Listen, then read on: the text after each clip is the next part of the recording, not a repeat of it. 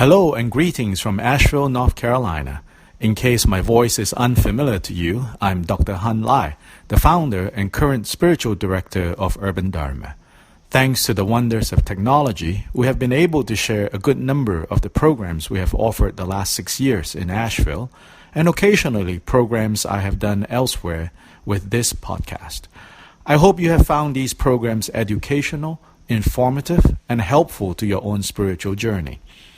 I want to also take this opportunity to make a personal appeal to you to help us to continue to do what we have been doing here. Urban Dharma North Carolina is entirely 100% volunteer-based. We do not have any employees, and I am neither on the payroll of Urban Dharma, nor do I accept any offerings from the community. Our operating costs are as slim as it can be, but nonetheless, we still need your support and help. So, would you consider either a one-time donation, or better yet, become one of our sustaining members who give on a regular basis so that we can continue to give the gift of Dharma to any and all who need it?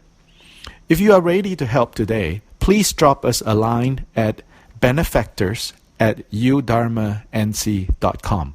Again, benefactors@udharmanc.com. Or visit our giving page on our website, www.udharmanc.com. Again, www.udharmanc.com. But if you're not in a position to make a donation today, you can still help us by simply telling someone else about this podcast. Help us reach more people so that we can share the Dharma even more widely than we are currently doing. And finally, thank you, and please enjoy the following teaching brought to you by Urban Dharma, North Carolina.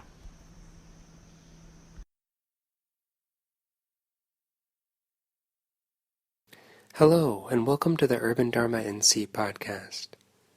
This is part 4 of a series about karma, the Buddha's compassionate explanation of reality, that our thoughts and actions determine our future. Dorje Lopa and Dr. Han Lai will help us unpack this important concept and show how the Buddha's teachings on karma can help us live good and happy lives for ourselves and others, despite a feeling of living in difficult times.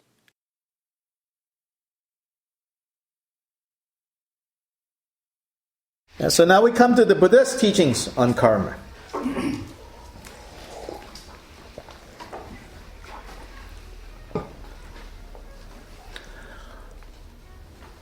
So as I started to, talk about yesterday,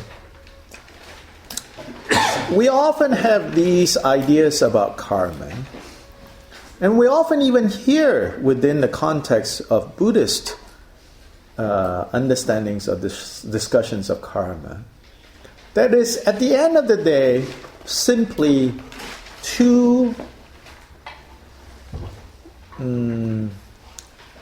narrow an understanding of karma. There is a tendency to think of karma as simple as for every cause there's an effect.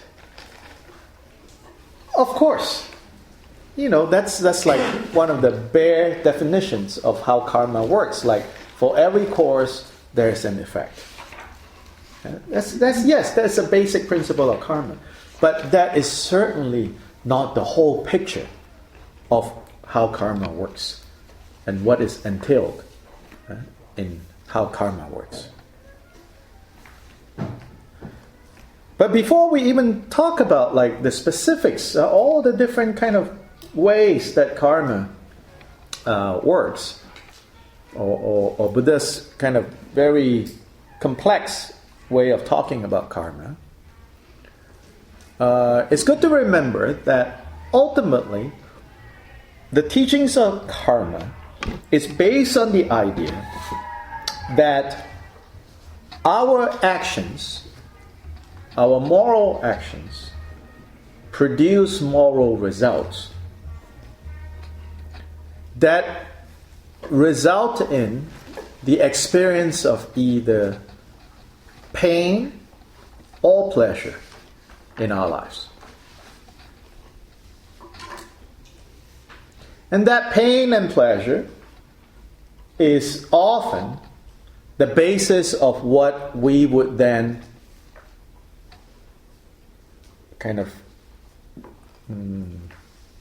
that we would then project further. Right? Pain and pleasure is pretty physical. Right? But it's on those bases that then we construct these more abstract ideas of happiness and suffering. Generally speaking, happiness consists of pleasurable physical, emotional sensations. Physical sensations and emotional states that are pleasurable, we call happiness. On the basis of those types of experiences, then we construct this category called happiness. And then on the basis of painful emotions and painful physical sensations, then we construct this notion of suffering. You can think of exceptions, right? Certain kinds of pain is associated with pleasure for some people. Where would you want to go with that?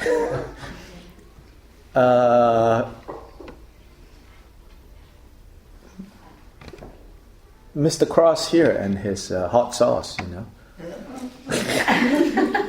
For most people, that's just pure torture. And the sensation, the physical sensation, is painful, but it's part of his construction of happiness. That's true. For somebody else, yeah. Like his mother. Yeah. So we can see, but generally speaking, so it begins with, it's organized along the lines of pain and pleasure. So the experience of pain and pleasure, and the very quickly following that, the construction of, happiness and suffering, the Buddha points out that doesn't fall down from the sky, isn't caused by some all-powerful God, and it's not random. That those experiences that we have, it's the ripening of causes that we created in the past as a starting point, because the picture gets more complex. But as a general point, that's why it was necessary for him to teach karma, because our existential problem, right? I mean, you can think of like all sorts of problems that we have. The problem of not, So primarily his focus is on this deeper, bigger existential problem of being human, is that we experience suffering and we don't like suffering. So then what are we going to do about it? Well, he says, if you don't want suffering, then what? Don't create the causes of suffering. But that's just the starting point. It is not as easy to say this particular suffering is directly due to this particular cause. However,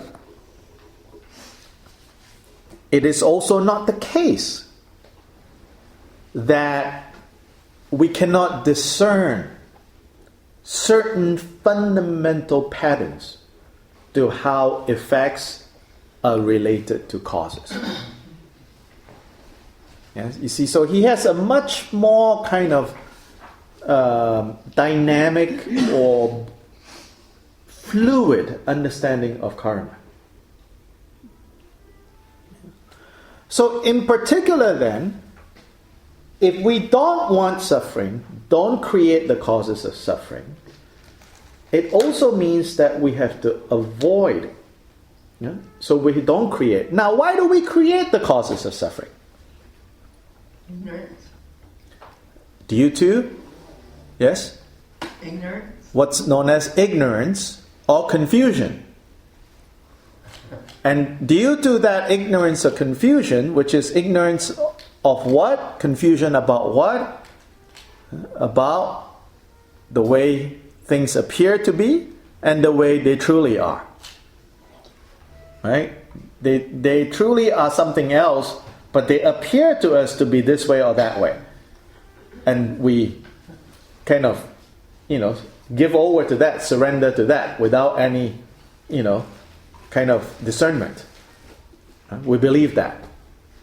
And so based on that fundamental confusion, then it says that attachment and aversion arises.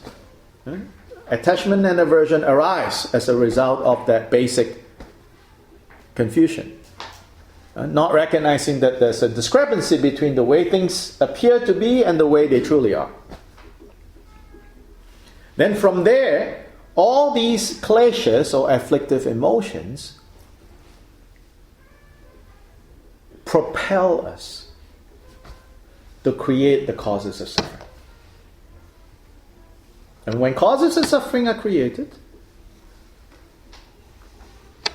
the fruits of suffering await.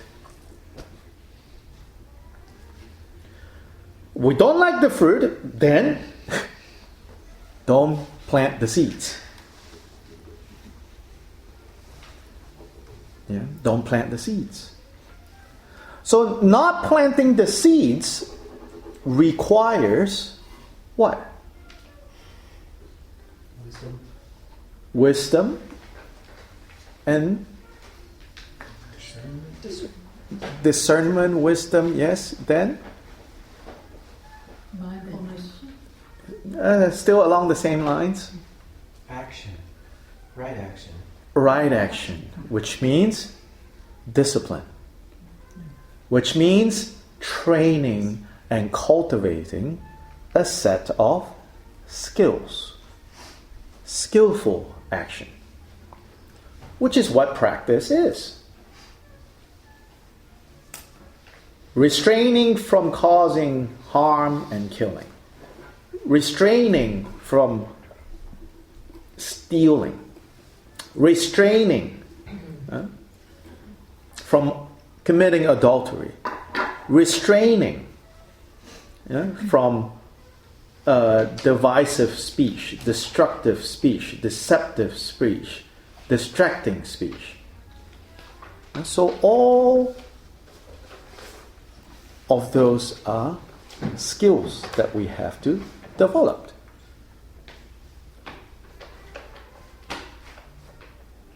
So this, the ability to develop a skill, and this particular type of skill, tells us that that the Buddha, underlying this, believes the following: that actions give results, and these results follow certain patterns. They're not haphazard. They do follow certain patterns. So you see often repeated in Buddhist sources and saying things like, a mango seed can only produce a mango tree. There's no occasion where you plant a mango seed and you produce an apple tree. Yeah? So there is a correspondence that you can discern.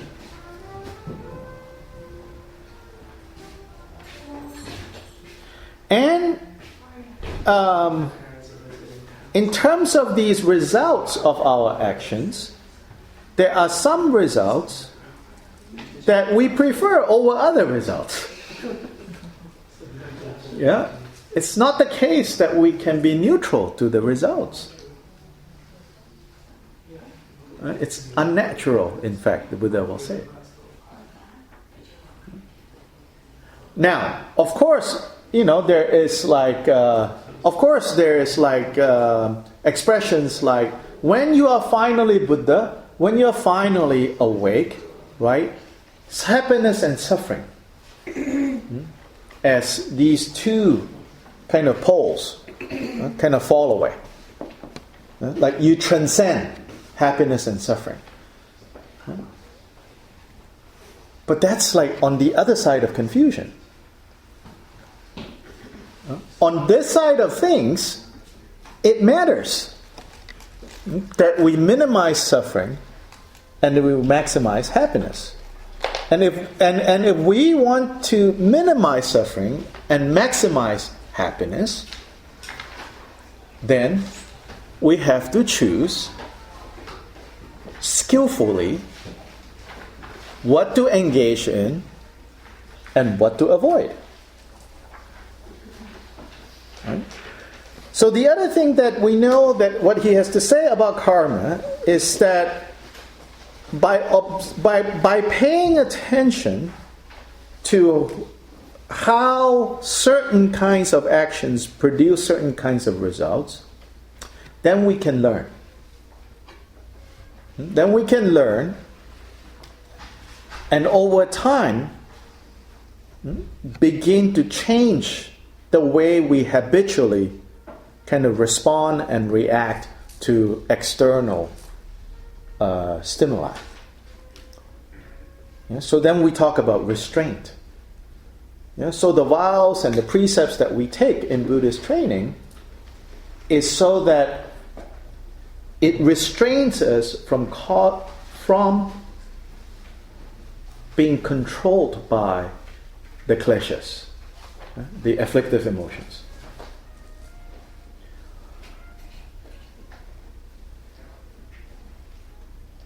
So that's basically why earlier I said that to those who say that Buddha's teachings about karma is simply that he was born in a place and a time where people believed that, and so he was just went along with that he didn't really believe that ultimately he thinks that it's not important. Those views are not sustainable. Because if you understand his analysis of why we are experiencing what we experience is fundamentally based on karma. So how can we say, karma, that's just for, Buddhism for dummies. We have a higher view where, that doesn't matter anymore. That cannot be the case. Because at the core of his analysis of where happiness and suffering comes from, it comes from our actions. Now, to understand this further, the best place to look at, I think, is this quote from the Dhammapada. So on page 3, under the section I call definitions, here it says, phenomena are preceded by the heart. Now, phenomena is kind of a technical term here, right? It means like a thing or anything. But I think that another word for phenomena, maybe what comes closest to, kind of in a more direct sense, you could substitute phenomena with experiences. Right? I think the word experience communicates the subjective end of a happening. And phenomena is pointing to the objective end. Right? But really the Buddha was more interested in the subjective end of things. To the degree that he was interested in the objective realm, the external realm, is still to turn people around to see how finally whatever we experience is still experienced subjectively. Hence it leads to statements like, Buddha would say, everything is only mind. Now, a statement like that has been, unfortunately, I feel, interpreted by some as if the Buddha is saying, this thing only exists in the mind. Wow. This is pretty painful mind now, right? He's not quite saying that this is just a figment of our imagination. What he is saying is, when we look at this, when we hear this, when we drop this, or see it dropped, all of this is only experienced through the mind. And that where we can make a difference is more fundamentally on the subjective end of things rather than the objective end of things.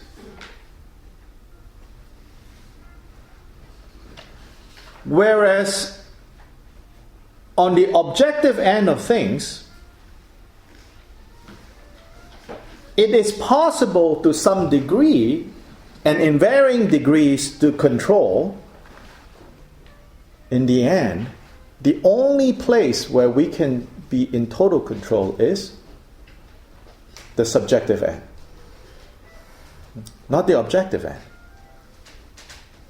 Now, of course, I think human culture, and particularly in the West, particularly in America, all our efforts are spent on improving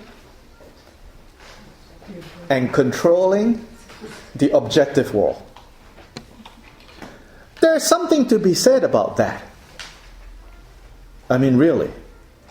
There's something to be said about that.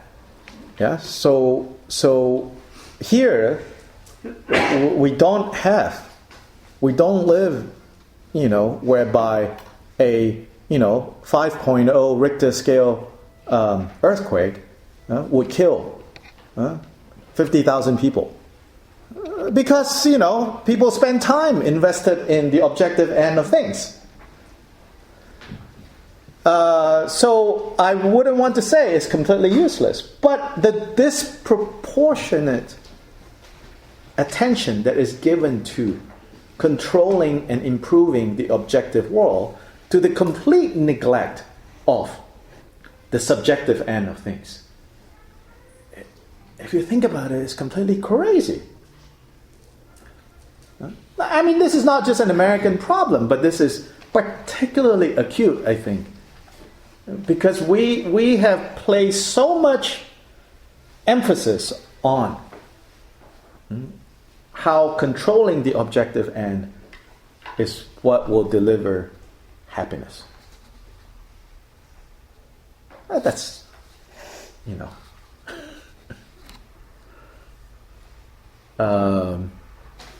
we had a friend that was here for a couple of months that comes, her family is from Cuba. And she's telling us about one of her uncles that was one of the, that came, that escaped Cuba, came on a raft and all of that. Now he's living back in Cuba. It's like, the most horrible thing he did was to come here. Because he came here and he succeeded. But then he was miserable. It's like, I'm going back there now. Yes, it's impossible to have a smooth ride to get from place to place. Yes, nobody is ever on time. Despite all the inconveniences, Uncle says, I'm happier there.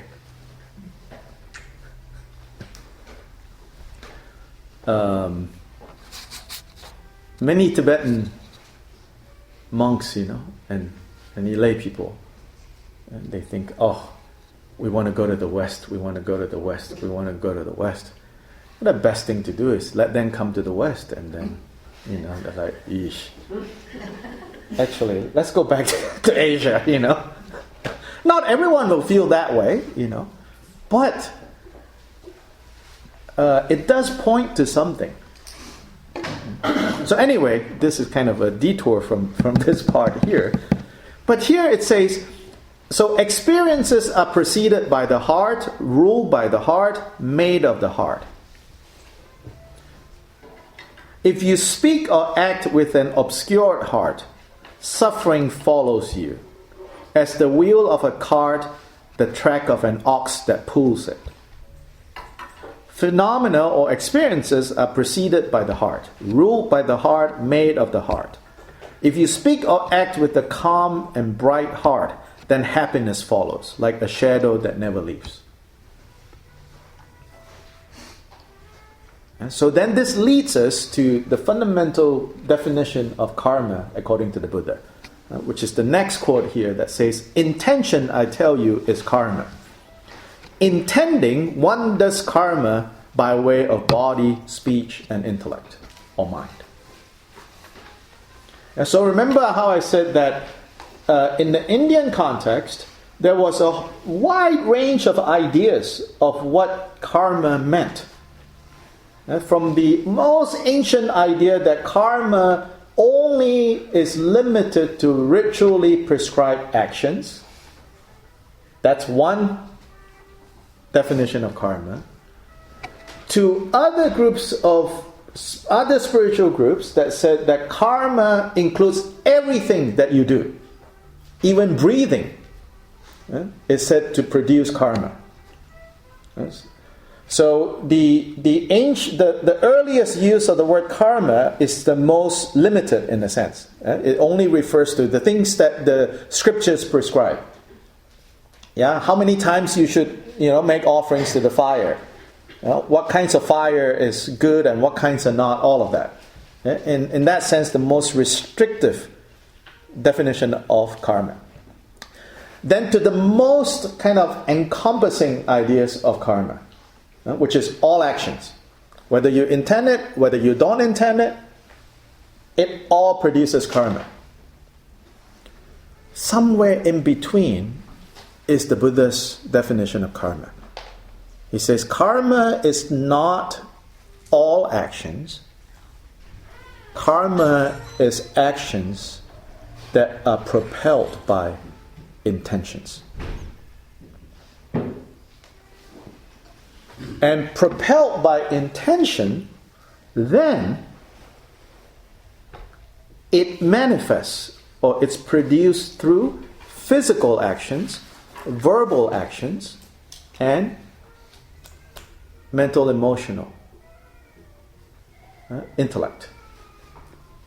And so then we have that list of the 10 unskillful ways of acting, or 10 negative karma.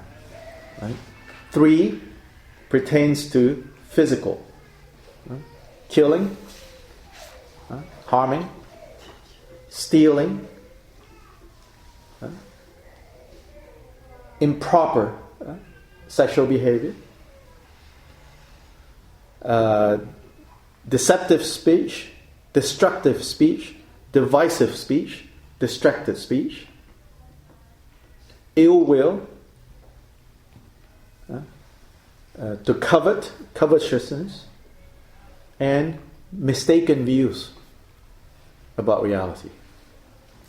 And most fundamental and interesting, so here again to show the importance of karma, the Buddha said that the most heinous, the most problematic wrong view is the view that there is no such thing as karma.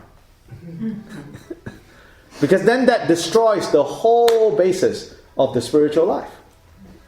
Because you're basically saying nothing I do makes any difference. Eat, drink, and be merry. Once you're dead, game over. And he says, of all dangerous views, that's the most destructive one.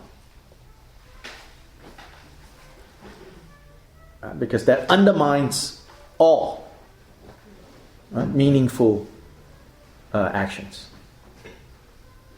So these 10. So it says that, but all of these are, when they are done with intention. So what are actions without intention? Sneezing, for example. Coughing, for example. Those are not actions. Those are not karma. No karma is created when you sneeze. Unless you know that you're about to sneeze, and you know that you have a virus, and you see someone you don't like coming towards you, you purposely walk over and let the sneeze happen there. Then that becomes karma. See, there's intention. Yeah, and of course the result of karma, of that karma, the primary result of that karma, again, as a karmic result, isn't the fact that your enemy now catches a cold. That your enemy catches a cold, it has to do with his or her own karma.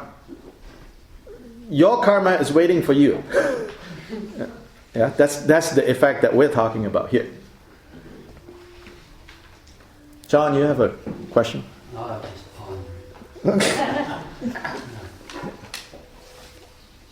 No, I was. No. Oh, okay.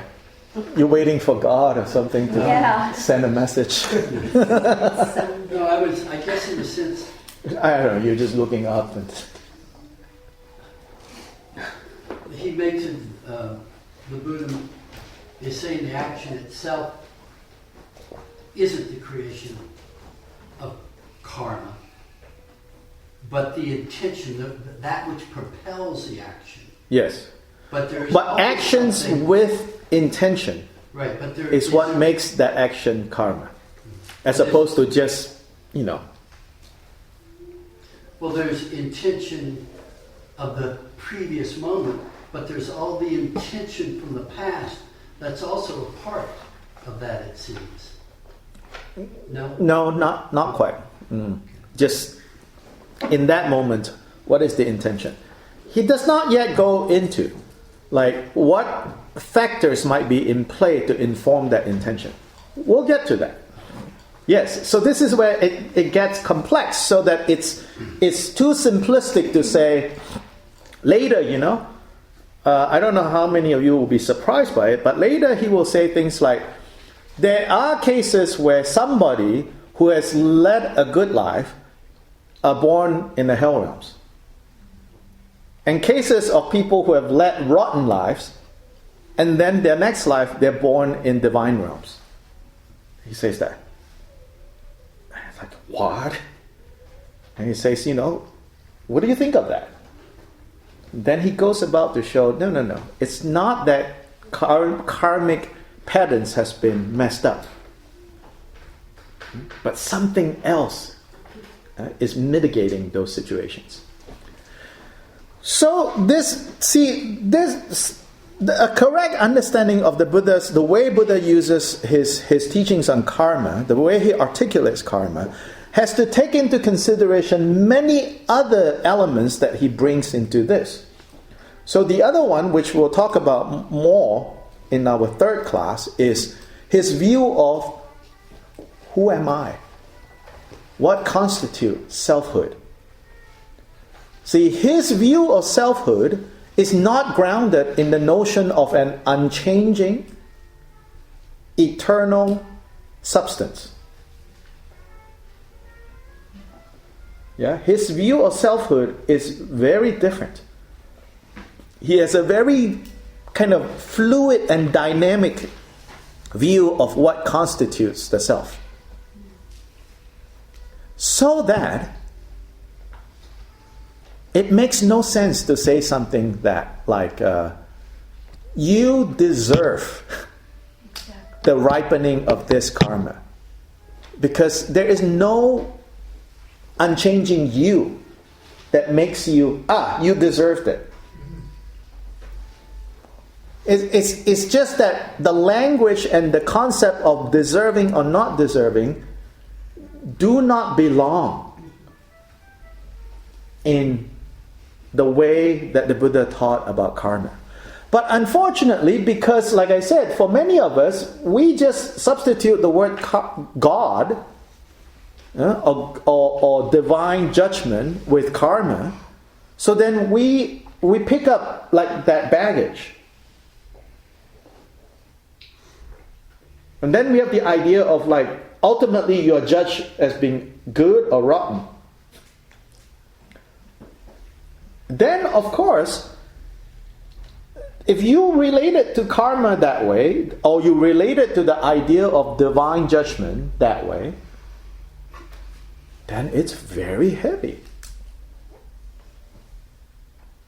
It's very heavy.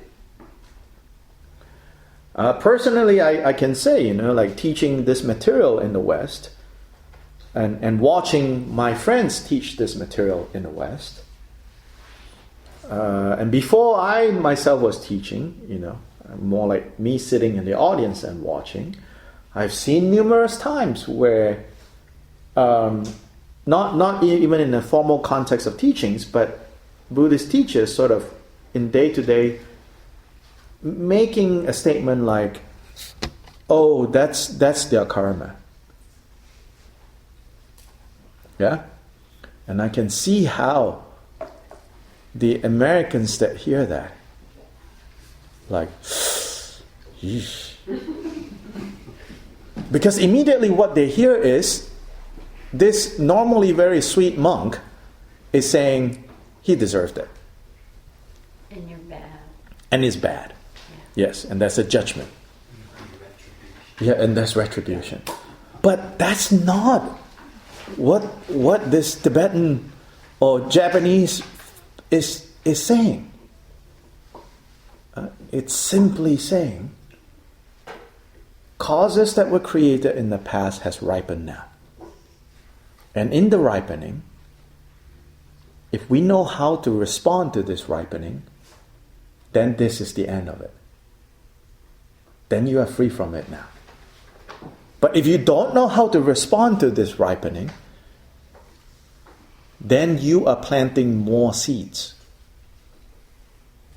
of this type. And what can you expect? More fruits of this type. Yeah? Good or bad, actually. Yeah? Likewise, when they say, we talk about like someone who is very rich, very powerful, perhaps even kind of distasteful, now has become the most powerful person alive. Likewise, they'll say, that's his karma. So then people are like, what? You mean Trump earned this? Yes, it's his karma. But then, of course, his karma doesn't happen in isolation. It impacts all of us. Karma is not just about the past. It's about how the past has predisposed a particular present. But in the present, there's all kinds of free will. Yesterday, I think Evelyn was sharing with me that a talk that Jongsa Khyentse Rinpoche gave about karma. He gave the analogy, which is a good one. It's like he says, karma is like this. It's like you're in a card game, and you're dealt with a hand of cards. That's past karma. How you play it determines your current situation and whether you're going to lose or win that particular game, that particular hand. Yes, some people, for seemingly like incomprehensible reasons, are dealt with great cards, but they can squander all of that away.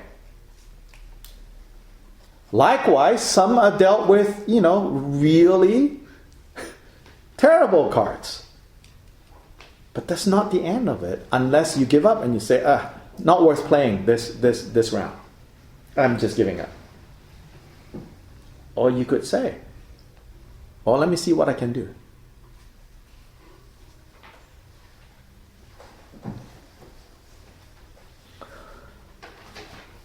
So one of the things that I pointed out before is like, so in the Buddha's way of talking about the karma, it's not linear. It's not just one line. It's like at any given points in this line, many factors are coming from all directions. Yeah? From all the 8 directions and up and down. So, all directions. All connected. So the next quote, the Buddha says, when this is, then that is. From the arising of this comes the arising of that. When this isn't, that isn't. From the stopping of this comes the stopping of that. So it's like, what do you call those? Billiards? Pool? Yeah. You hit, and then it goes. And one hits the other. So when this is, that is. When this is not, that is not. Yeah? So there are all these, a single action causes many kinds of changes in a situation. So yes, certain things we are more predisposed towards. Some of us are predisposed to being very patient. Some of us are predisposed to be very impatient. But that's what, and for us we say, this is not random.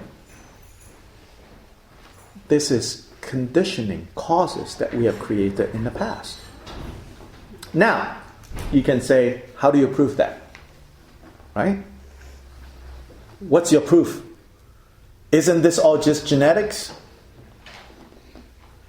The Buddha will say, I don't have proof for this. Of course, a lot of Buddhists will say, Buddha, he has proof, he has seen this. But you see, in these early scriptures, I want to say, you never get a case where the Buddha tries to make an argument based on, because I say so. Trust me, I'm Buddha. I know everything. Yeah? Just trust me. He never, state his case for things that way. He always says, let's talk about alternatives.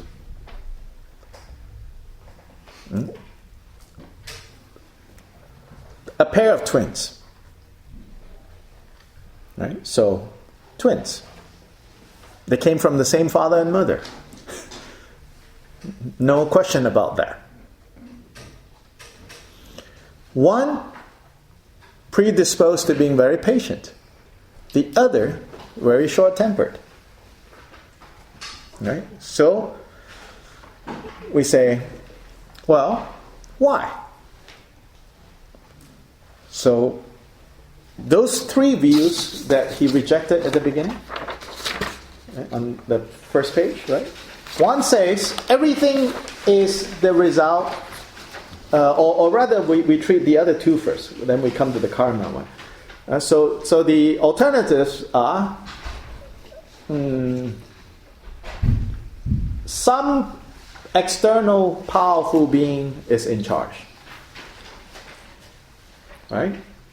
So, in other words, God, or goddess, or whatever you want to call it, the universe, created that. Why? Well, we don't know. We need to have faith, and we need to live faithfully despite whatever. And you go with that. Now, I think for a lot of people, that is enough. I don't want to dismiss the power of that belief that has also motivated people to become really good people. And Dalai Lama says, when you talk about, whether one religion or another religion is good or bad, there's no end to debating ideas. And you can argue to no end. But if you look at the results, then he says, you can see that all religions have produced positive results. And even people without religion, he says, has produced positive results. And that, he says, you cannot deny. So here again, going back to I say, when I present this and say this is the Buddha's view of things, I'm not saying this is the only way and that you have to believe this. Yeah? So then all I can say is like, when asked why do I accept sort of Buddha's explanation? Because for me, not for you, you have to think about it yourself. For me, in that situation of a pair of twins, one is, predisposed a certain way, and the other is predisposed a different way, and then two different results happen in the end. How do you explain? Right? How do I explain when bad things happen? Or when good things happen? One would be an all-powerful force or being determined it. To me, I can't accept that. Because if I accept that, then I would just like, okay, now I have to wait to see what's in store for me. The other option, which is the option that increasingly I think young people kind of accept, is basically that there's no reason. Kind of no rhyme or reason why bad things happen. Just wrong place, wrong time, bad things happen. As I say, that explanation is also attractive to some, especially to people who have been brought up traumatized by religious and authority figures telling them that bad things will happen to you if you don't follow rules. I mean, I was really surprised, when I first came to this area. My colleague in the religion department was also an ordained minister in the Presbyterian Church, said that when she, she attended a funeral in a rural area here of a high school kid who killed himself. And at the funeral, the minister talked about how this kid is going to burn in hell, and used that as a lesson to warn everybody else not to do what he did. And it's like, wow. So I can see how if you were raised like that and that system doesn't make any sense to you, the preferred sense of why things happen is no particular reason. Bad luck, good luck, that's it. Because that can be liberating. But, I don't have that experience. I have not been traumatized that way. And so to me, that to say no reason, again, that's not satisfying. So then the option is to consider the Buddha's option, which is his teaching on karma. That makes making meaningful actions meaningful. That gives life a meaning beyond simply going about doing what we do. So likewise, when you look at the way the Buddha talked to people, he never used the argument of because I say so, because I know, you trust me. He reasons with them and says, so what are the alternatives? Tell me. In this case, what are the alternatives?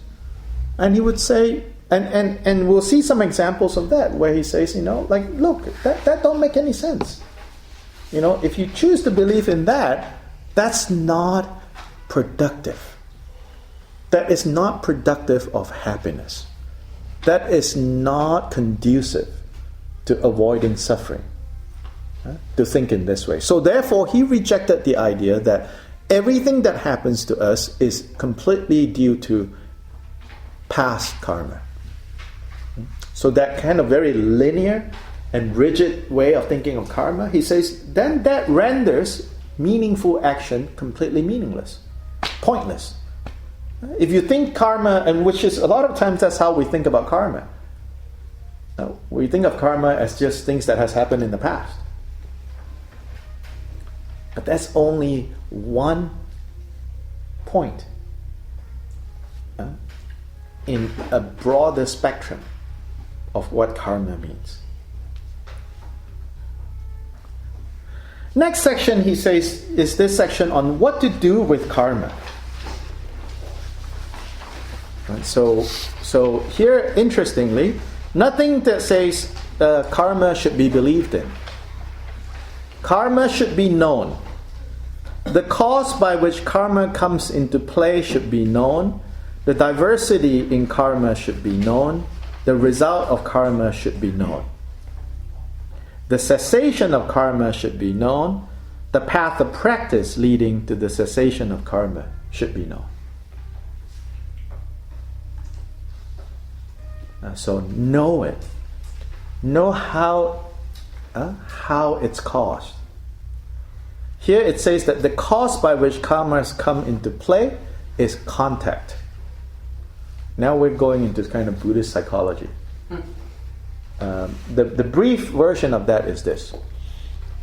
Karma is triggered, put into play, when our sense consciousness, our senses, in plain English, our ability to see, smell, taste, touch, all that, right? The five senses.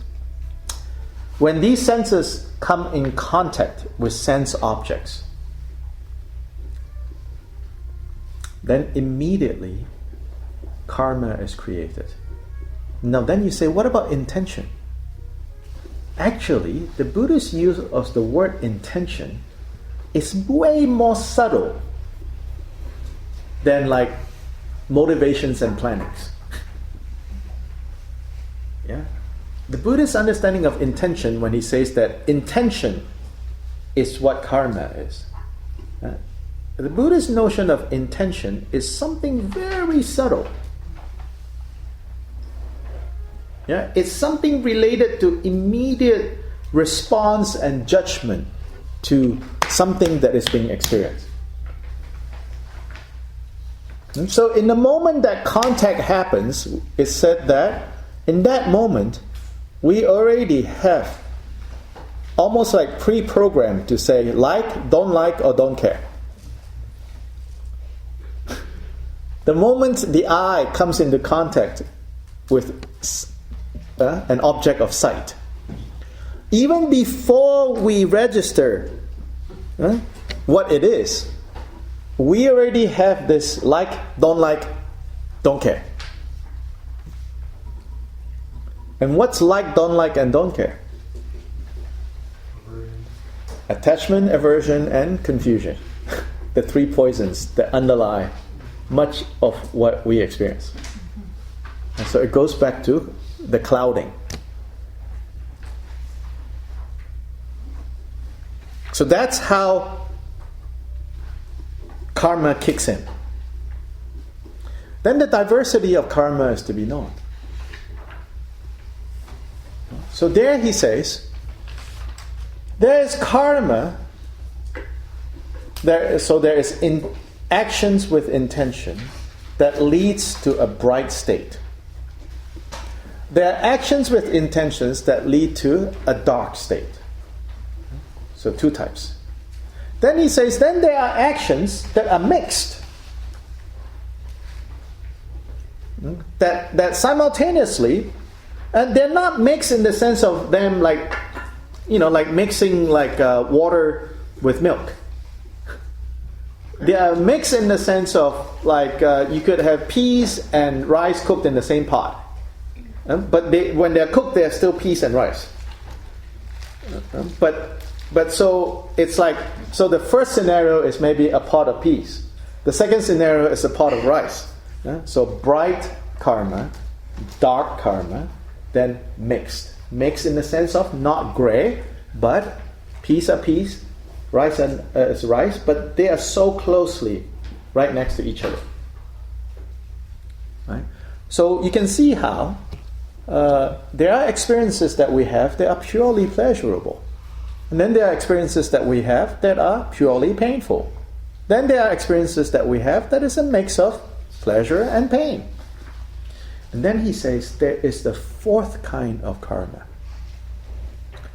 And that is the karma that will put an end to all karma. And that's the fourth kind of karma. And that's the karma of liberation. To be liberated.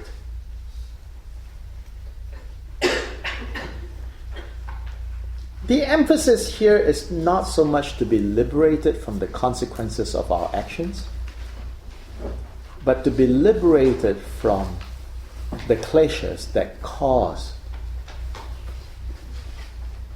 these karmas to be produced in the first place. Those poisons, those afflictive emotions.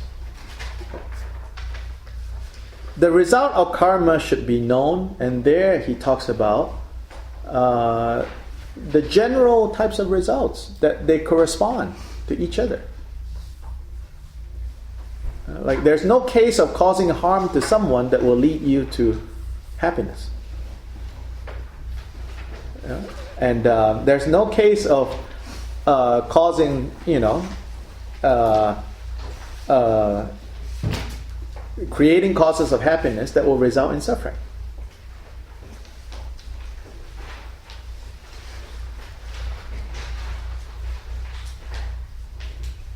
The cessation of karma should be known. The path of practice leading to the cessation of karma should also be known. So all of this emphasizes on knowing. Knowing, discernment, seeing.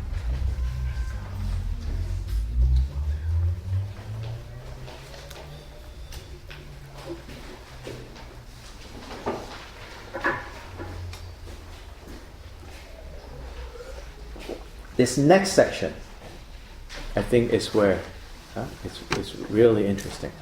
Yes? Here's a question.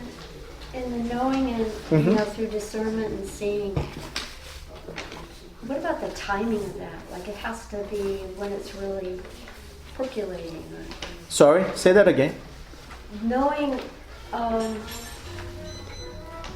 by discernment and seeing, you're in a situation and you discern it and you start to see it, and in that moment.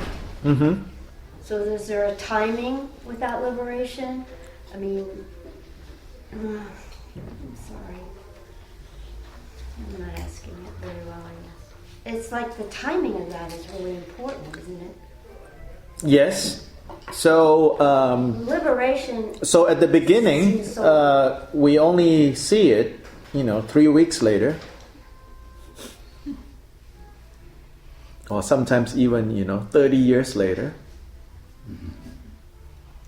Then, if we develop the skill, we might see it 3 days later. We develop the skill further, we might see it 3 minutes later. We develop the skill even better, we might see it 3 seconds later. We develop the skill so good that we see it even before it arises and put an end to it. Yeah, I don't know if that answered the question. Yeah, in a way I'm asking for form. I want to contain, Okay. Yeah, it did. Sort of, kind of. This next section of how karma ripens, I think, is a very important section.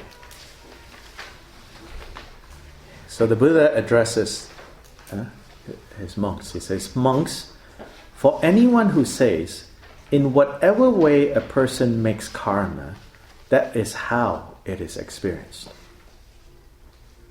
There is no living of the holy life. There is no opportunity for the right ending of stress, dukkha, suffering. But for anyone who says, when a person makes karma to be felt in such and such a way, that is how its result is experienced. Then there is the living of the holy life. there is the opportunity for the right ending of stress. Whoa. What is being said here? Is he saying that we really don't know? No. No. That's not... Well, you could say that, but more importantly, what is being said here? That you have control in a way of how your karma is experienced. Yes. It might... You could say this was done in the past. You can reframe. But when it ripens now, you are still in control. So could you give an example? Say like you killed somebody 20 years ago, Yes. and can you release that, the bad karma that comes from it? Well, let's leave bad out of, yeah. So because then it becomes loaded, Okay. right? It's not that it's not bad; it is bad. So to be clear, here it says, okay. So the first scenario, if someone says, in whatever way a person makes karma, that is how it is experienced. Meaning that when the moral result of this action comes around, then you have no choice. You have to experience it that way. So it's talking about the subjective experience Yes. of the ripening. Yes. That there's no choice. The subjective experience will always be only one option. And it's determined. And there's no opportunity for any other way to experience it. He says, people who believe that, then it renders spiritual life pointless. But for those who say, when a person makes karma to be felt in such and such a way, that is how its result is experienced. Would that be anything like...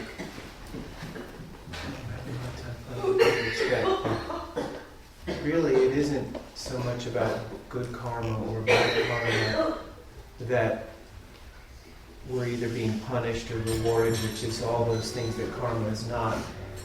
It's that the choice to use the skillful means when one has the all the afflictive things that we have that create us to do what we do, that the liberation itself is the karma that we can choose, the liberation from that. That in other words, if there's what we Westerners think of as a reward, the liberation itself can be the reward. Whether I killed somebody 20 years ago, or whether I just bickered at my partner, or chose not to bicker, that in that way that I handle it, the karma is I think liberated I am. Well, in a way, yes, but I don't know if the Buddha would say, yes, that's what I want to say. Right. That's I don't know if, because I think he would hesitate to say that, because saying that might give the impression, I'm not saying that you are meaning that, but saying that might give the impression, it doesn't really matter what you do. It's only that when the results come, if you reprogram yourself, you'll be fine. He doesn't want to say that. Right.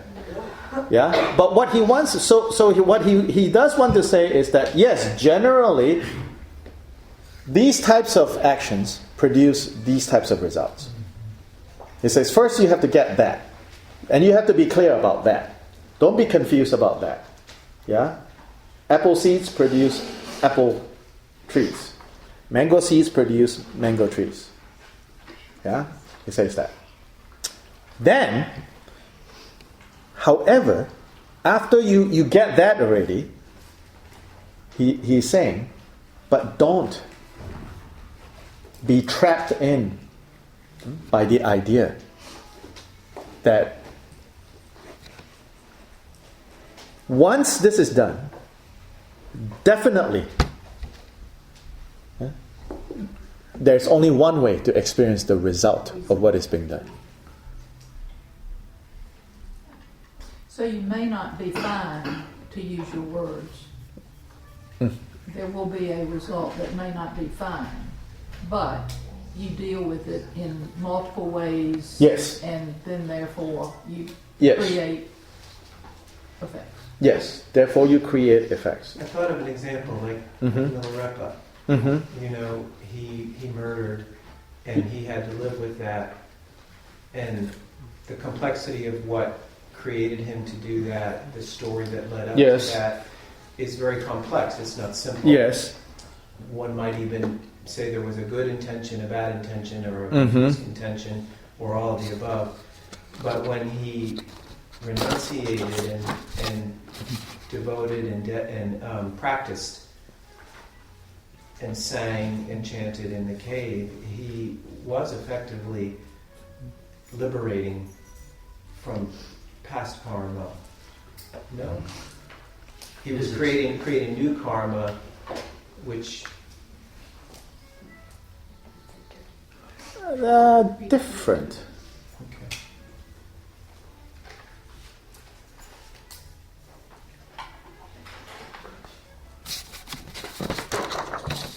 So the wording of this, right?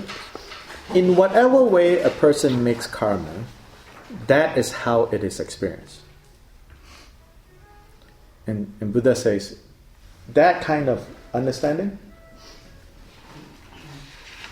makes the spiritual life pointless. That's a predetermination. Exactly. That's what he's critiquing. Predetermination. Right? If you have that attitude, which says that then, because see, the thing is that as a practical position, you cannot go back to the past to fix anything. You cannot go back to the past to fix anything. So what is the best attitude to have now? Is that, come good or bad, I still have room to make a difference now. That's his point.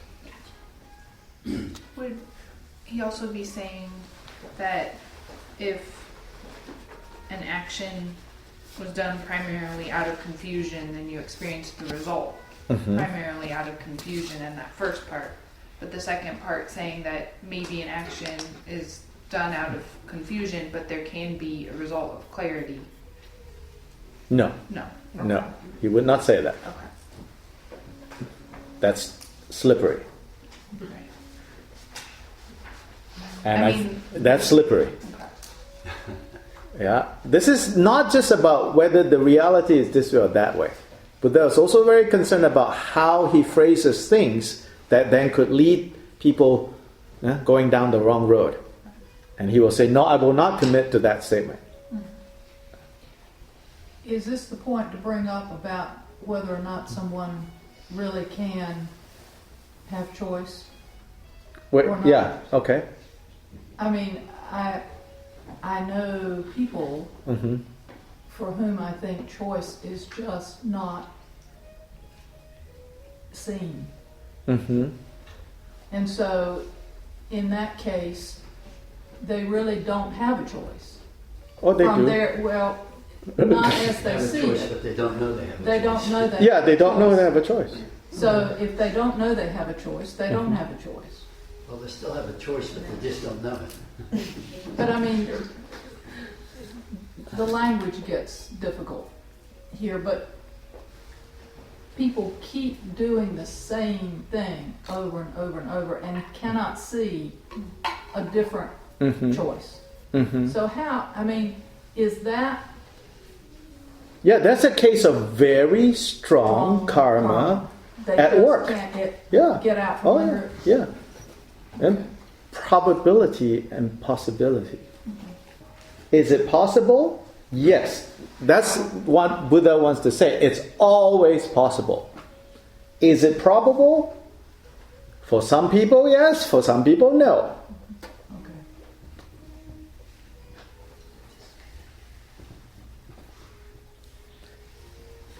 Yeah, and what makes all the difference? Past karma of respective individuals. Some people are born to wealth and privilege, and they amount to nothing, and suffering follows them their whole lives. Some people are born to, what we would consider as, disadvantage. They change their whole circumstance. Or siblings born in the same family, one goes in one direction, one goes in another direction. Just different directions, And we say, well, this is choices that they're making. Yes, they were predisposed to be born in parents who have 3 jobs. None of the parents can be reading to them. But one decides to take a particular course. Well, not deciding like I'm going to be, like certain things that they kind of decide on the spot, right? Creates another habit, creates another habit, creates another habit. Then, next thing you know, they are a nuclear physicist. The other child makes one decision about, to go to the bookstore or, to go play. And that playing leads to another playing, that leads to another playing, that leads to another playing, and then goes in another direction. Yeah. Like in that situation, say somebody's just stuck. Mm-hmm.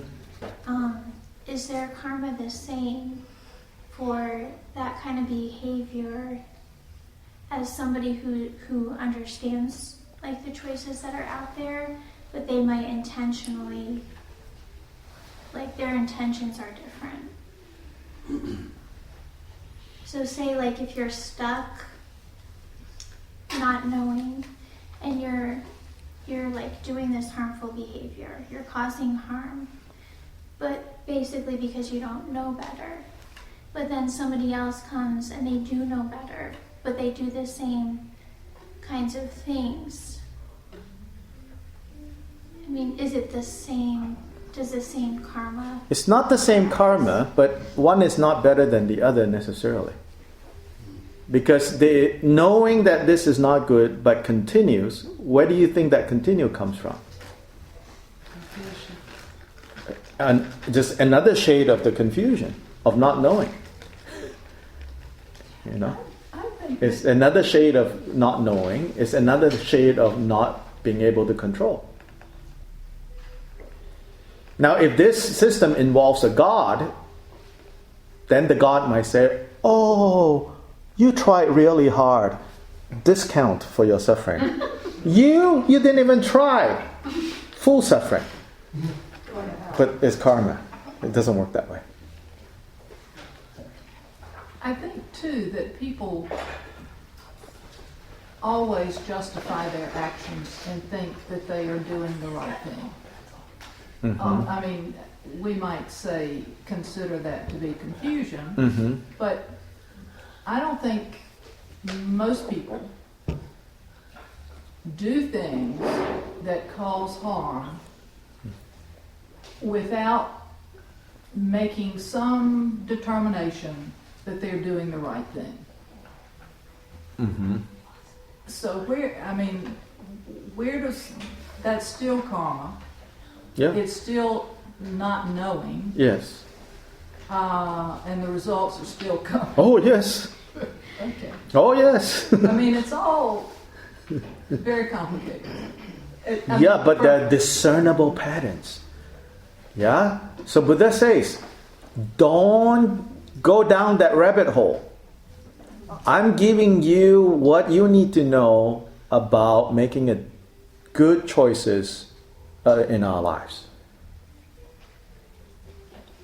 And there are patterns that we can trust and rely on. Rather than thinking of all the 5 bazillion situations and try to figure out, he says, that's what makes you crazy. One of the 4 imponderables. Cannot be figured out. If you try to figure out, you'll be all entangled. But there's enough of figuring out that we can do that makes a meaningful difference to how we live our lives. That, he says, you can do. It's very complicated because we take it down the complicated road. It's very simple if we understand the basic principles and act accordingly. Not think further, but act. As simple as avoid the 10 non-virtues, cultivate the 10 virtues. No complication there.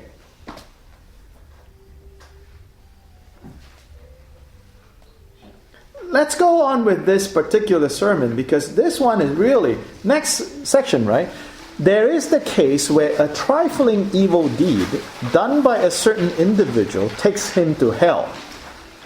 There is the case where the very same sort of trifling deed done by another individual is experienced in the here and now, and for the most part barely appears for a moment.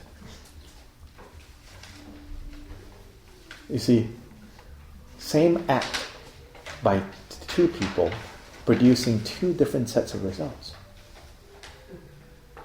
Right? Then you say, wait, are you sure there's no God making discounts and full price? You know? He goes on to explain. He says, now, a trifling evil deed done by what sort of individual takes him to hell? There is the case where a certain individual is undeveloped in contemplating the body, undeveloped in virtue, undeveloped in mind, undeveloped in discernment, restricted, small-hearted, dwelling with suffering. A trifling evil deed done by this sort of individual takes him to hell. Tipping point. Yeah. Now, a trifling evil deed done by what sort of individual is experienced in the here and now, and for the most part barely appears for a moment. There is the case where a certain individual is developed in contemplating the body, developed in virtue, developed in mind, developed in discernment, unrestricted, large-hearted, dwelling with the unlimited. A trifling evil done by this sort of individual is experienced in the here and now. That means no long consequences. Now, this is not a case of special discount, special dispensation being made because you are good and he's bad. Because, see, the nature of how suffering is experienced depends very much on our hearts. So let's say, someone, who is developed, right? But due to a moment of lack of mindfulness or whatever does something, they have the capacity to hold this suffering. So this suffering is not a big thing. Meanwhile, someone with an uncontrolled heart, they get a paper cut, it ruins their whole day. Because they don't contemplate the nature of the body. 2 people, 1 person gets a cold, and it's not a problem. The other person, it ruins their whole day, it ruins the lives of all the people around them. That's the difference. But you see, even in making this point, the Buddha wants to say, therefore, be the second type and not the first type. Yeah, it's like he's encouraging you. He says, no, it doesn't ripen in the same way. But this is not because somebody likes you and there's God giving out different, So he gives the analogy, he says, suppose that a man were to drop a salt crystal into a small amount of water in a cup. What do you think? Would the water in the cup become salty because of the salt crystal and unfit to drink? Yes, Lord. Now suppose that a man were to drop a salt crystal into the river Ganges. What do you think? Would the water in the river Ganges become salty because of the salt crystal and unfit to drink? No, Lord. In the same way, there is the case where a trifling evil deed done by one individual, the first, takes him to hell. And there is the case where the very same sort of trifling deed done by another individual is experienced in the here and now, and for the most part, barely appears for a moment.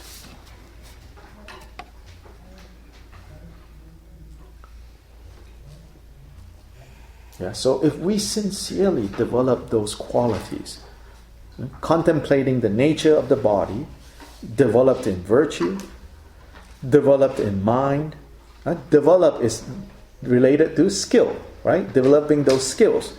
Develop in discernment, unrestricted, large-hearted, dwelling with the unlimited. The more we develop that,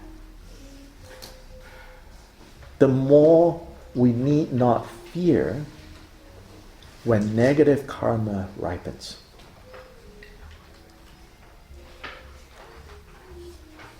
There is a place and a context where we should become, or we should be very careful about creating negative karma. So that's one context. Even the most minute karma that we create now that would ripen in the future, we want to scrupulously do one and avoid the other. But we also should know that in as far as things that have been created in the past,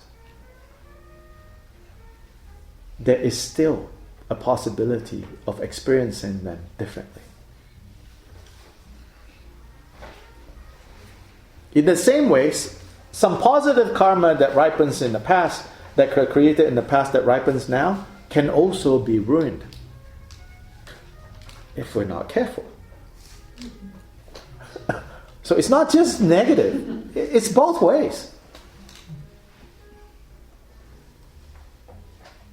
If we have now become very narrow, very restricted, very small-minded, very miserly, right?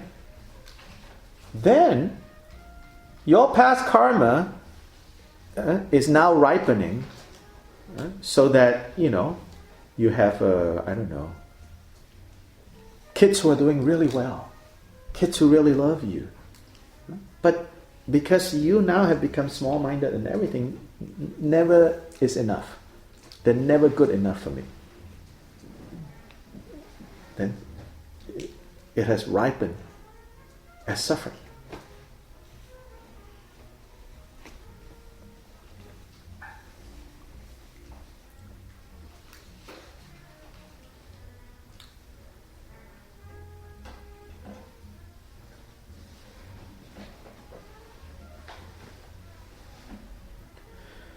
Just as when seeds are not broken, not rotten, not damaged by wind and heat, capable of sprouting, well buried, planted in well-prepared soil, and the rain god would offer good streams of rain, those seeds would thus come to growth, increase, and abundance.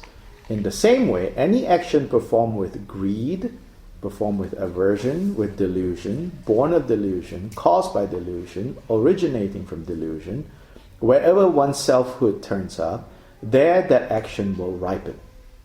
Where that action ripens, there one will experience its fruit, either in this very life that has arisen or further along in the sequence.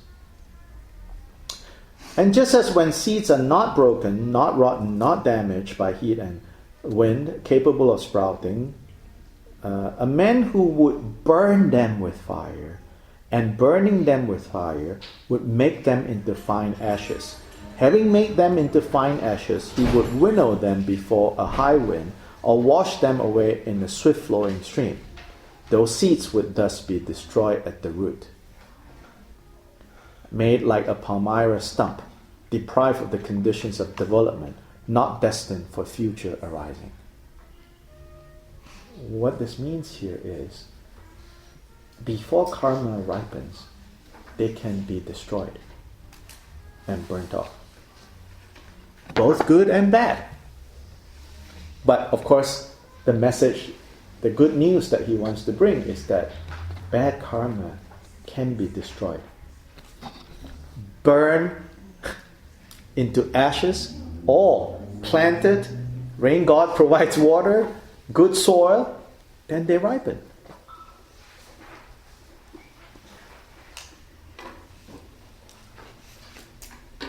By practice, By what? by skillful means, practice. Yeah. By what? 1-800 destroy karma. Yeah.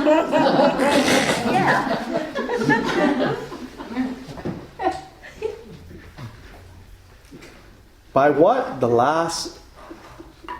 In the same way, any action performed with non-greed, performed with non-aversion, performed with non-delusion, born of non-delusion, caused by non-delusion, originating from non-delusion, when delusion is gone, that action is thus abandoned, its root destroyed, made like a palmyra stump, deprived of the conditions of development, not destined for future arising.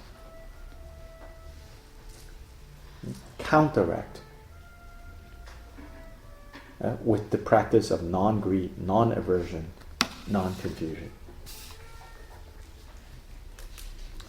So that's the simple take-home lesson. Train, skillful. Train to be skillful. Train to engage in skillful activities of body, speech, and mind. That improves everything. With regards to karma that has been created in the past, you cannot undo that, but you can deprive those seeds from the conditions of ripening. And then, even if you cannot deprive them of ripening, you give them terrible conditions to ripen.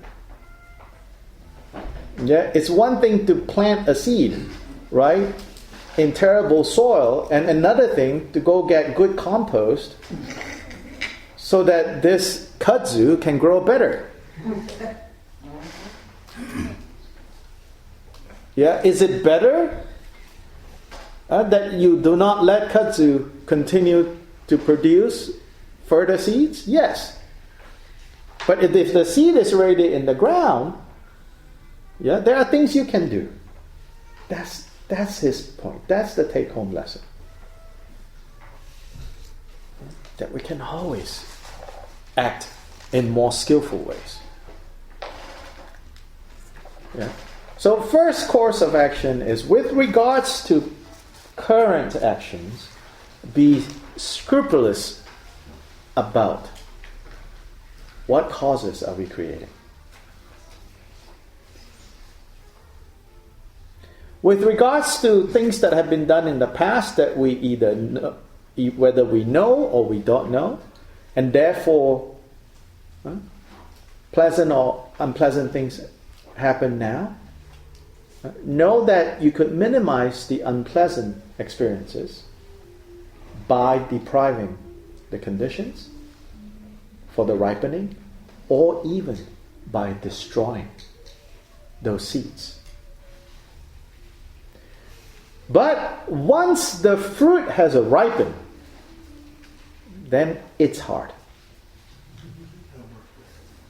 Yeah, it's hard to change when the karma has ripened. So they say that, once they say papaya has fallen off the tree, you can't glue it back up. But before it falls, before it ripens. Right? You could stop it. So what does that mean? Often, right, we don't go into a reflective, spiritual mode until suffering has ripened.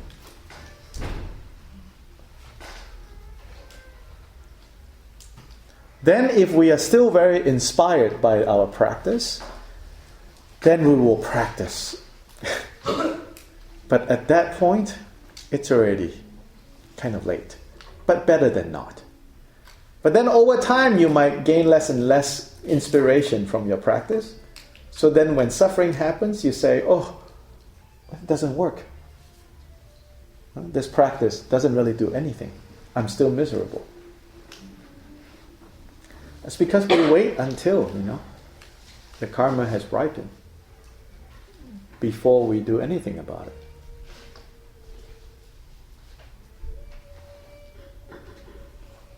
Then it's too late. Except for how we approach it as we experience it, I suppose. That, yes, absolutely. The Buddha taught that. But he says that comes from brainwashing. In a good sense of the word. Wash our brains, wash our mind from the afflictions. If you have very good control, power over your experiences, then yes, of course. But often, when suffering is happening, It's hard to feel good about it. it's hard to feel good about it. Is it possible? Yes. How probable? Depends on our skill set. Skill set can be improved. You can't say, oh, it's my karma. It's a cop-out when people say, it's my karma.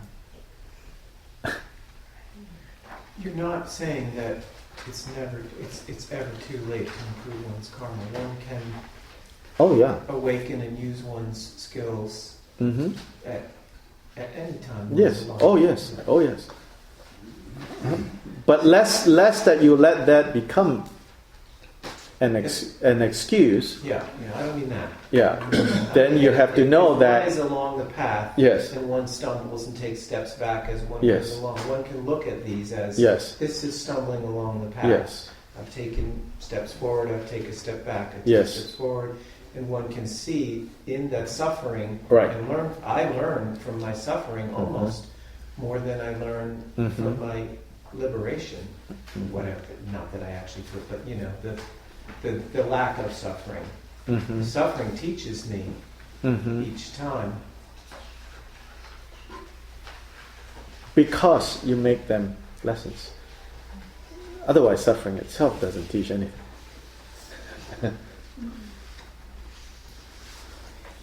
We're not Catholics. We don't have to do that. You don't have to do that. Right. There's no value to suffering. The only value they say is that it can be overcome. If there's one virtue about suffering, is that it can be dispelled. That's the only virtue to suffering. Very different from, other religious traditions that say, suffering is a mode of spirituality. Now, not to say that it can't be. I'm not saying that. I'm just saying you don't have that idea in Buddhism. Buddhism says that the only virtue in suffering is that it can be dispelled. And when the fruit ripens, you don't have to eat it, right? Yeah. But the tendency is that we do. Yeah, because we can't resist. Like you got an orange tree, and it's got oranges and it's ripening. I don't like oranges. Not that eat them. Except that again, if we are so kind of conditioned by, then it's hard. Yeah, it's hard. But it's not impossible. So that's why, see, the thing about develop in contemplating the body, right? There is the case where a certain individual is developed in contemplating the body. Well, what does that mean there? What do you think he's talking about? Well, what does that mean? To me? In this context. In this context? How can that help? Paying attention more to the objective than the subjective. Not filtering everything through how I feel about it.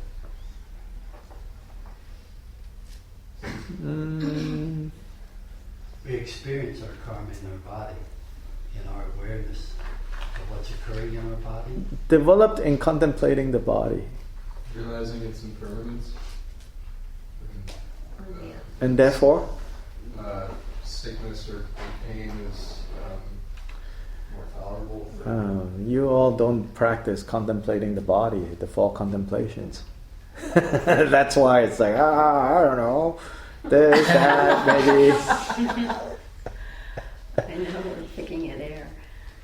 Yeah, the Theravadins are good at these contemplations. Contemplating the body is related to impermanence, but even more to the point, this is not me. Not me. Not me. Not me. Not me, not mine. Not to identify so strongly with the body as me, as mine, as I. So that you can have freedom from, like your sense of self is not built and completely tied up with your sense of your body. Your sense of your body. Now, I'm not talking about there being no value to body-based, kind of, some of you kind of alluded to when I asked, what does this mean? And those are, ways to kind of work with the body. Yes, sure, that can help. But here, more centrally, is this classic Buddhist practice of gaining freedom from your sense of your body should not be your sense of self. But we do that. So when we stand in front of a mirror, and that's why there is outlet malls. Because, right? Our sense of our body is how we construct the sense of self.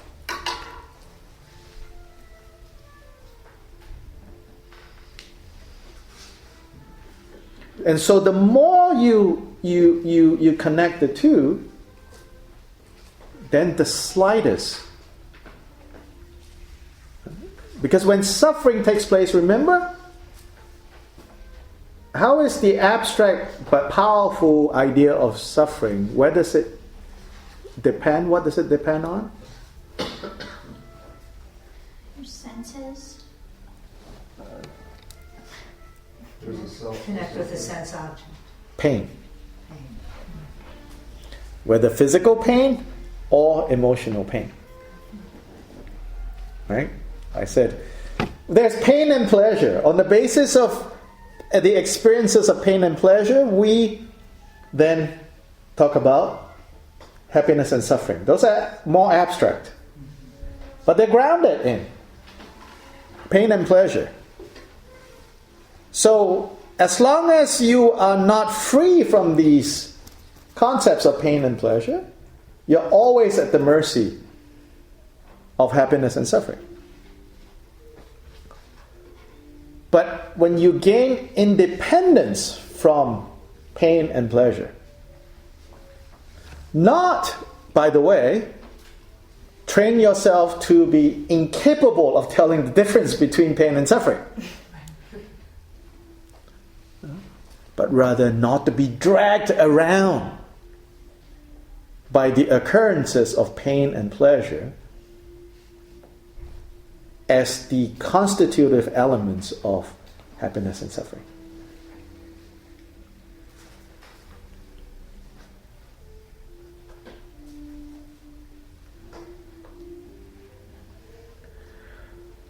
Last night I was having a chit-chat with a friend online, and I don't know how we got to it. I said something about... I was chit-chatting, and then I was like silent for a while. And then I came back and I said, doing my daily prostrations. And then we talked a little bit, and then I said, so this person might be listening to this later. And I said, yeah, got to be careful of the Lama disease. And so this friend said, what's that? I said, being overweight, diabetic, bad health. And I said, Tibetans call it the Lama disease because so many Lamas end up with that. Why? Because everybody wants to give them the best. And then the occupational hazards is mainly also doesn't help, right? Mostly sitting. And, this is not the only group that, the Lama teaches. When this group leaves to go walk around, the next group sits. And then this is constantly just being immobile and sitting, right? But of course, this is not the point. Then they move on further to how...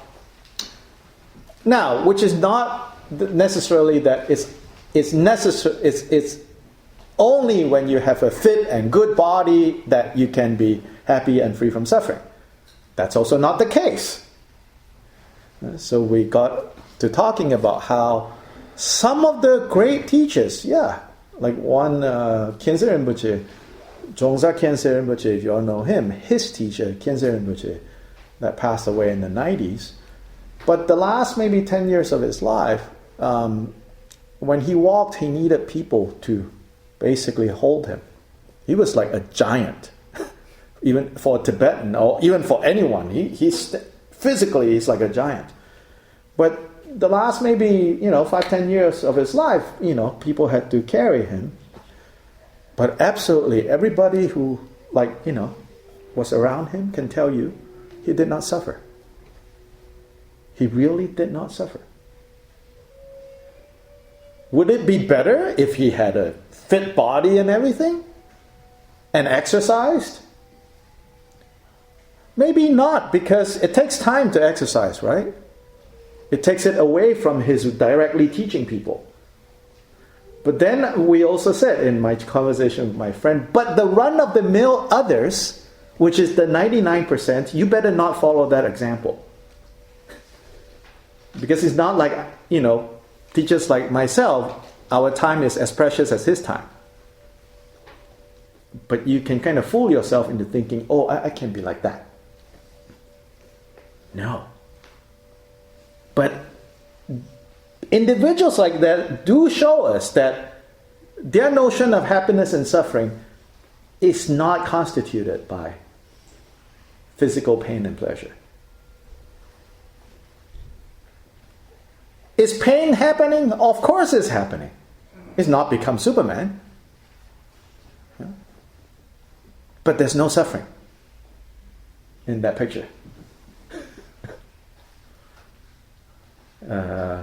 Another case, this is not so much, about the Lama disease of being overweight or anything, but the 16th Karmapa, now it's the 17th, when he was dying in a hospital in Illinois in the late 70s.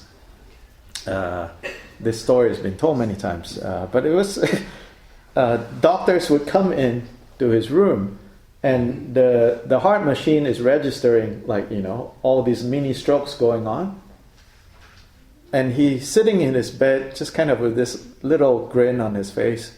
And when doctors come in and say, "Are you okay?" I say, "Yes, yes," and just yeah, physically all of that was happening. He died of, I think, cancer. So cancer was ravaging his body, but he is a complete.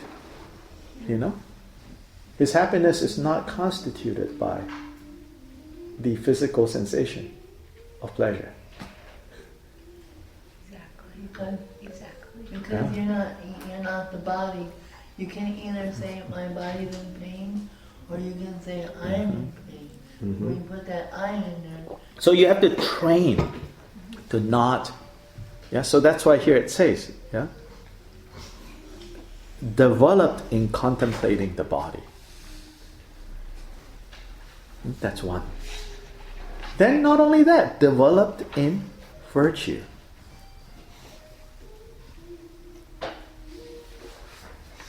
What that means there is, if we delight in coursing in engaging in virtue, we have happy minds. See, Buddhist understanding of developing these qualities do not. It's different from, I think, kind of the caricature of like, I don't know, certain caricatures of like, Christian humility. You hide the good deeds that you do. Like, you almost don't think about it as good. If you think about it, then that means, bad. Here, actually, a lot of the training here, and then when people with that particular baggage come to Buddhism, then they pick up like warning against being attached. Then it turns the cultivation of the path into a very aloof, almost like aloof and disconnected practice. Like you should do all of this without any attachments. That's prematurely taking advice that don't belong to you. For most of us, we should be attached and delight in virtue. In cultivating that which is good. And then in saying, and that was good. And I'm glad I did it. For most of us, we need to do more of that. Rather than sort of do something good and, I don't want to talk about it. You'll be attached. We're not talking about, telling the neighbors and trying to outdo the neighbor in being good. Yeah? But neither are we talking about kind of like, I cannot be attached to it. No, actually Buddha taught it very clearly that we have to bring joy, rejoice in. So develop in virtue here also means that when we cultivate that, then our heart opens. Then we feel good. Feeling good itself is not being attacked. It's not being criticized by the Buddha. But feeling good based on wrong reasons, the Buddha attacked that. But feeling good based on the right reasons, Buddha says, do more of that. Cultivate more of that.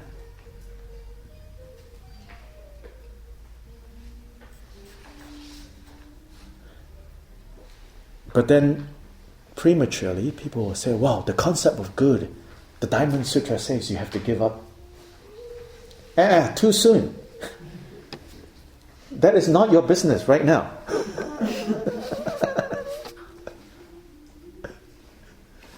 helpful to know. Yeah, because I think it makes Buddhist practice, I don't know, I find that it's such a contradiction and it's counterproductive. It's like, this is very, very, very important and serious, but be aloof. How are you going to simultaneously do those things?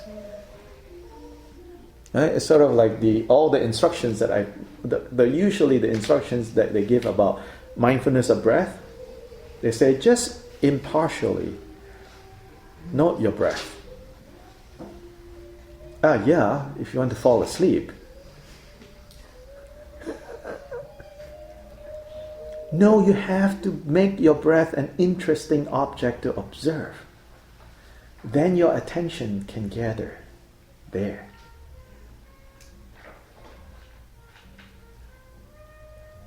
Not all objects of focus have the same effect.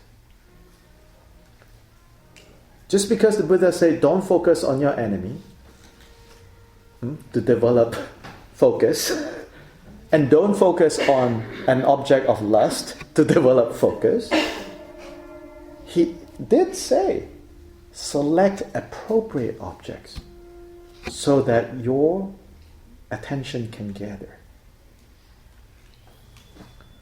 So mindfulness of breath, if you use that as your object, if you're playing with that, if you have attempted that and you find that, oh my God, that's just so hard, it's because the instructions that you've been given probably prematurely makes it an impossible object for you to focus on.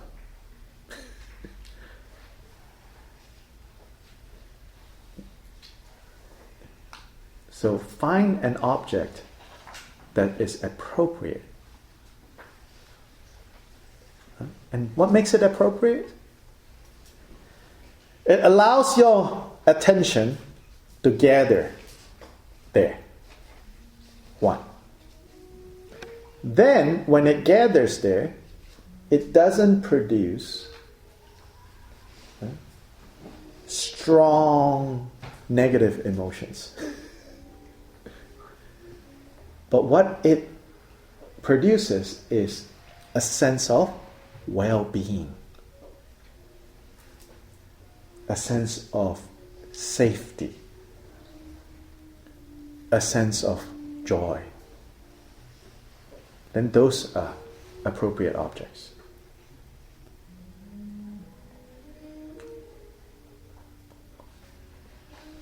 Not attachment. If it triggers like, oh no, I don't want to lose this person. No, I don't want to lose this thing. No, then it's not a good object. So all these is about developing skills. And so why Buddha taught about karma is so that we can act skillfully and change things. Change might not be perceptible in the immediate present, but it's okay if you put your trust in. Things will ripen when they ripen, and it need not be limited to this hour, to this day, to this week, to this month, to this year, or to this lifetime.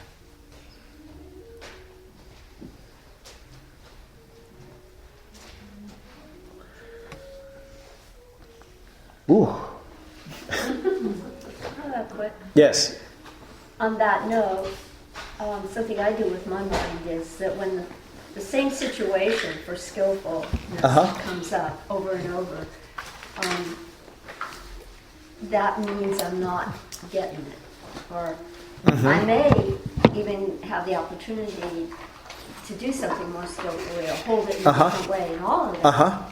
And you notice it and you're glad, you're happy.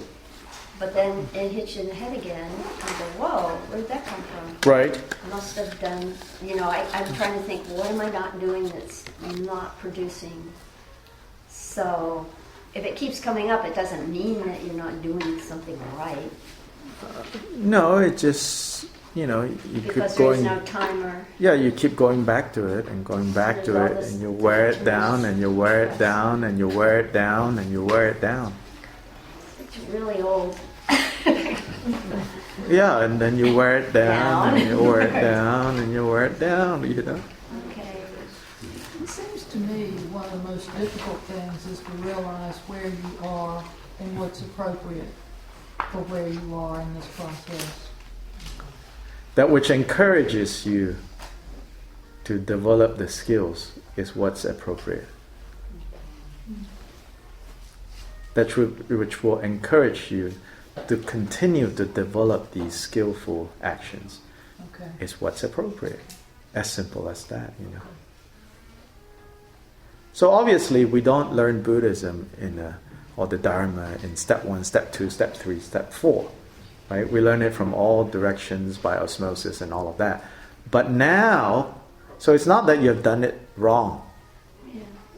It's more that at the right time, you now get the kind of a more systematic presentation that will allow you to now organize everything that you know accordingly, and will allow you to kind of know, now I need to do this. Now I think I need to try that. Because you cannot be certain. That's the nature of the karma too. Yeah? So it's not as simple as, for this do this, for that do that. But you try, and then if you try and then the results don't come, rather than saying, I failed, or think that I failed, is more that, no, this is part of the path. The figuring out of what works is the path, is the training, is the skill. And then we just, continue.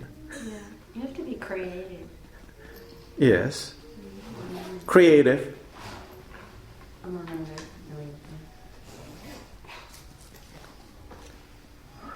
So thank you for coming 2 days in a row. The next time is next Saturday, which is the third part. And there we're going to start looking at karma as it relates to kind of like notions of self. And how that is the third piece in terms of, or the fourth one, we say, so there is positive, bright karma, dark karma, mixed, and then there is that which ends all karma. That is also a type of karma. And how that leads to freedom. We'll look at that notion, that particular focus on karma. Thank you. Thank you.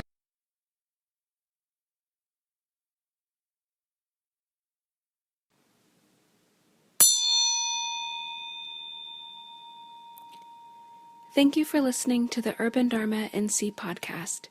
If you enjoyed this episode, we hope you'll consider supporting our mission to foster a deeper understanding of the teachings of the Buddha, to build meaningful community, and to integrate contemplative teachings into everyday life. We invite you to make a donation online at udharmanc.com. Thank you. May all beings benefit.